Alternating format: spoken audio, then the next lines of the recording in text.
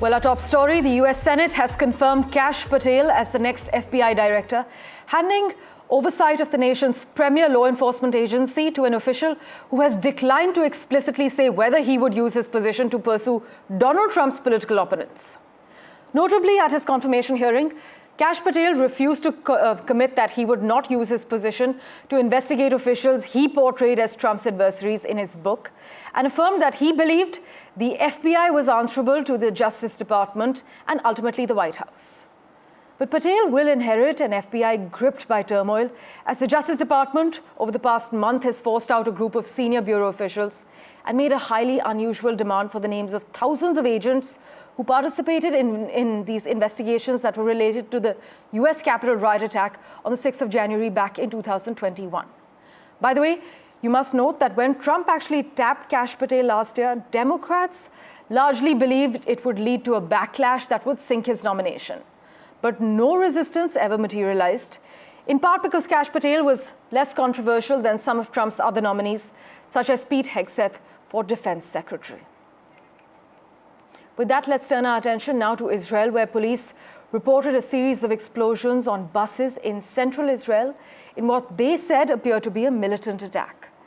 No injuries were reported, fortunately, but police rushed forces to the scene south of Tel Aviv as they searched for suspects.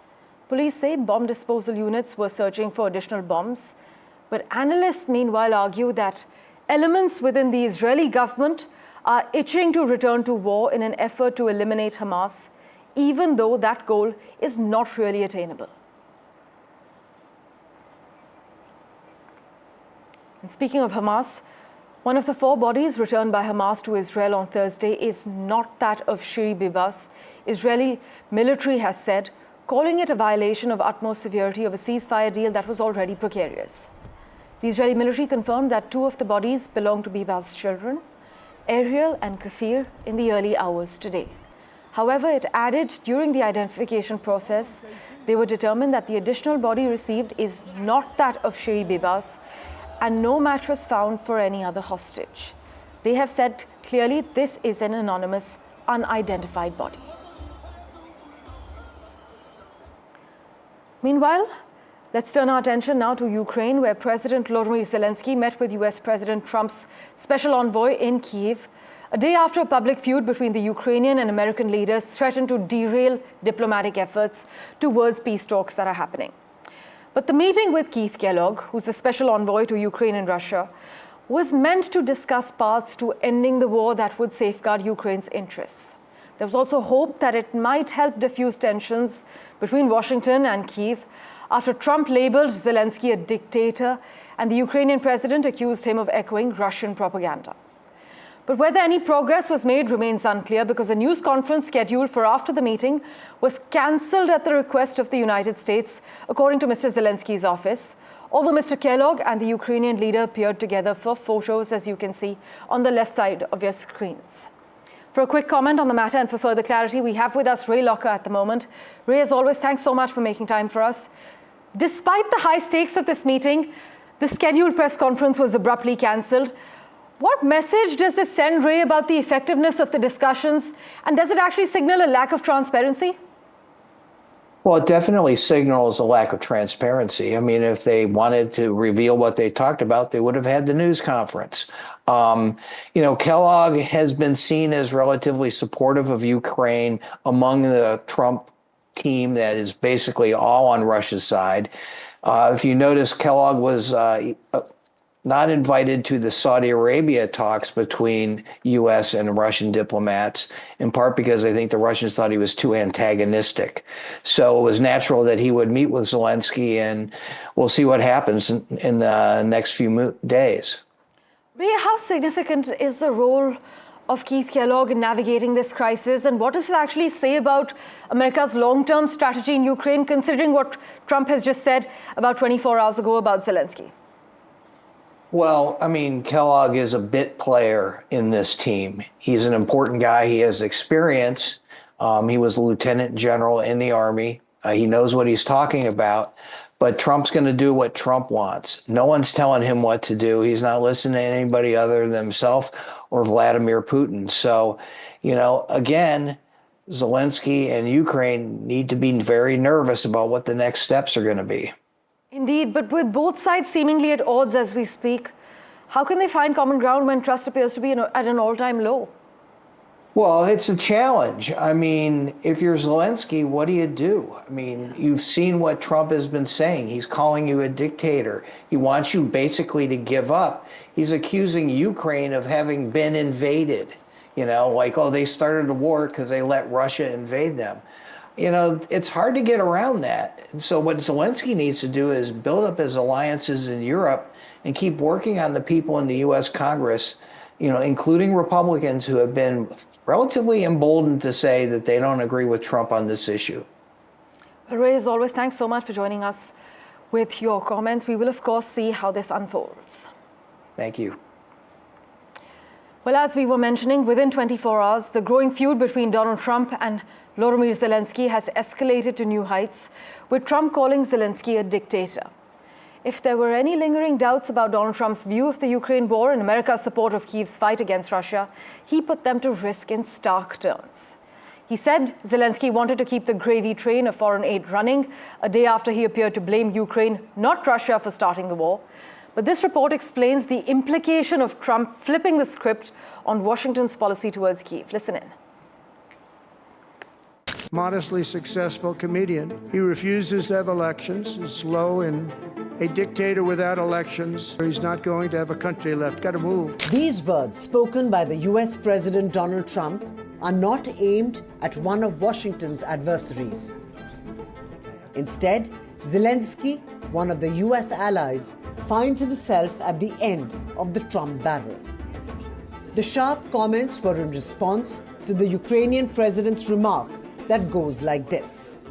Президент Трамп з великою повагою до нього відносимося як до лідера народу, який ми дуже поважаємо, американський народ, який нас постійно підтримує. На жаль, живе в цьому дезінформаційному просторі.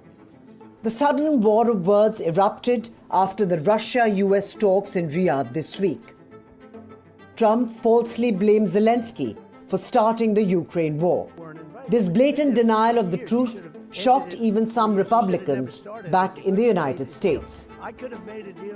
International affairs experts have said that Trump has upended US's foreign policy in just a few days.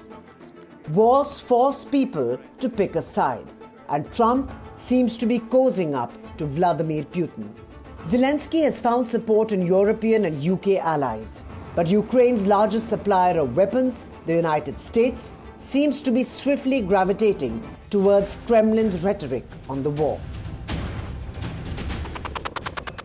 It's been almost 3 years of Russia's invasion, and Trump's attacks are playing into one of Moscow's rationales for the war, that the elected Ukrainian leader was illegitimate.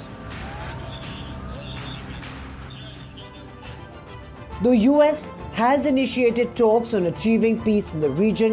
This Trump-Zelensky public spat risks derailing those efforts, or worse, make matters more complicated.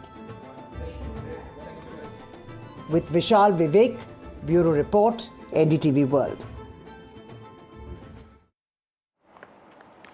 Meanwhile, in terms of advances, Russian forces have taken back more than 800 square kilometers of territory from Ukraine in the Kursk region of western Russia. That's about 64% of the total taken by Ukraine since an incursion began last year. This is what a top Russian general has said on record.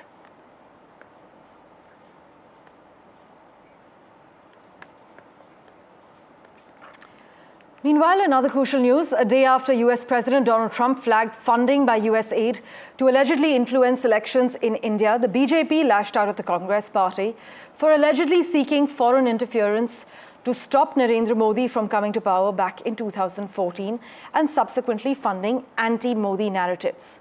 But I must inform you, in terms of the rebuttal from the Congress, they have clearly rubbished the BJP's claims. Though the BJP had questioned if the funds were used for political interference, the Congress party has clearly said this is rubbish.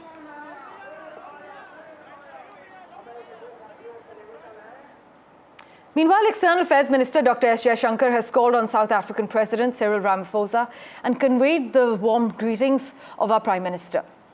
Now, Dr. Jaishankar is in Johannesburg on a two-day visit to South Africa to participate in the G20 Foreign Ministers meeting, and he's assured India's support for South Africa's G20 priorities too. But in terms of the sidelines of the G20 Foreign Ministers meeting, Dr. Jaishankar interacted with several world leaders. This actually includes Sergei Lavrov, who's Russia's foreign minister, the Chinese foreign minister Wang Yi, and Saudi foreign minister Faisal bin Farhan. In fact, he also met his counterparts from Singapore, Brazil, and Ethiopia and discussed with them global developments and ways to enhance bilateral ties. News and updates continue in a moment right after this very short break. Don't go anywhere.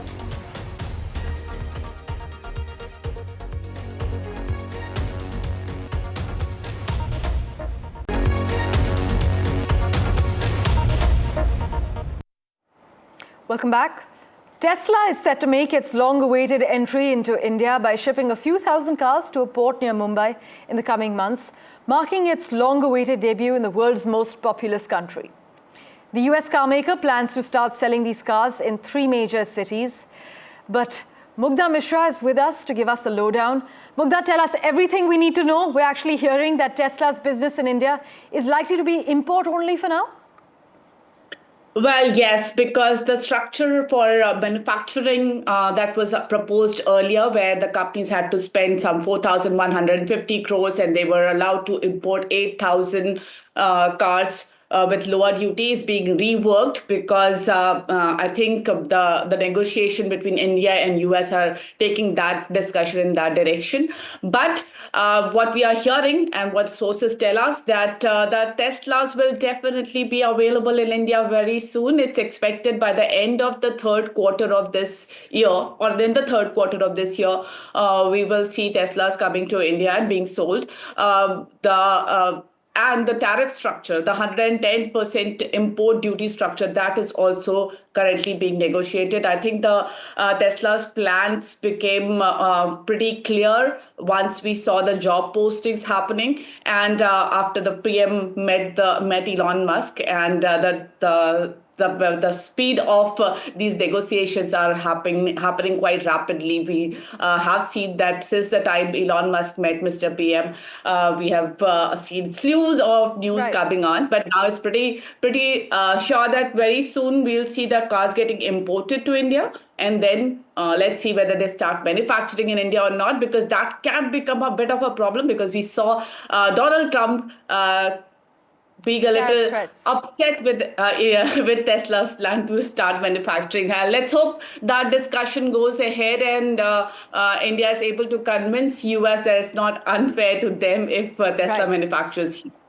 Mugdha, thanks so much for joining us with that update. So if you are looking to be a Tesla owner, car sales would commence in Mumbai, Delhi and Bangalore by Q3, as Mugdha Mishra is reporting. A week after Prime Minister Narendra Modi's visit to Washington, D.C., Gauri Dwivedi spoke to Professor Paul Gompers and Professor Vikram Gandhi from Harvard Business School about the future of the India-US ties and how trade and tech are likely to shape this relationship. Here's a snippet for you. Professor Gompers, Professor Gandhi, thank you so much for speaking to me on NDTV. Let me start first by asking in terms of the big thing when you see, we're talking at a time when there's been an important meeting that has taken place between Prime Minister Modi and President Trump. In your assessment, how do you see the larger India-US relationship going? It's not just about the politics aspect of it. I think economy and trade is going to be really central to this relationship going forward. Your thoughts on that, sir? Yes, I think the US-India relationship from an India perspective, if I kind of view that lens, is an extremely important one. I would say it's right up there, and for a variety of reasons. So one is on technology flow, like you said, and we can get into that more. The second is on capital flows. I mean, ultimately, India does need more capital to grow and sustain its economy. It's the highest growth large economy, but it is capital deficient. And so capital flows is the second one. Talent flows is the third one. So there's a huge number of areas where US-India collaboration, I think, is actually, underperforming. And therefore, there's massive upside opportunity to kind of take it to the next step. Professor Gompers, if you were to talk, about the technology aspect of it and also the kind of opportunities it throws up, the one very interesting thing between this meeting of the two heads of state was the focus on technology, whether it is biotech, whether it is semiconductors, whether it is defense. How do you see that helping and really becoming a catalyst for India when it comes to starting the ecosystem for all these technologies? Yeah, so if we look at the last decade, one of the global success stories in sort of startups is clearly India. It's transition to an economy in which many of the best and brightest want to go, they want to start something, they want to build a national champion. And the last decade was really driven by companies focused on doing things in the Indian market. It's a huge market. You can build a multi-billion-dollar unicorn success by focusing on India. But I think that your question sort of is the right one, because if we look going forward, I think over the next decade, we're going to see almost as many global success stories. And finally, American rapper Eminem is all set to perform in India for the first time. According to multiple reports, the rap legend will take the stage in Mumbai in June as part of his upcoming concert tour. And he's going to be in LA, New York, Chicago before that. Then he heads to London, Paris and Amsterdam before reportedly coming to India to Mumbai. Thank you for investing your time and watching this edition of The World 24/7. As always, we'll keep tracking the latest updates for you. Do stay tuned.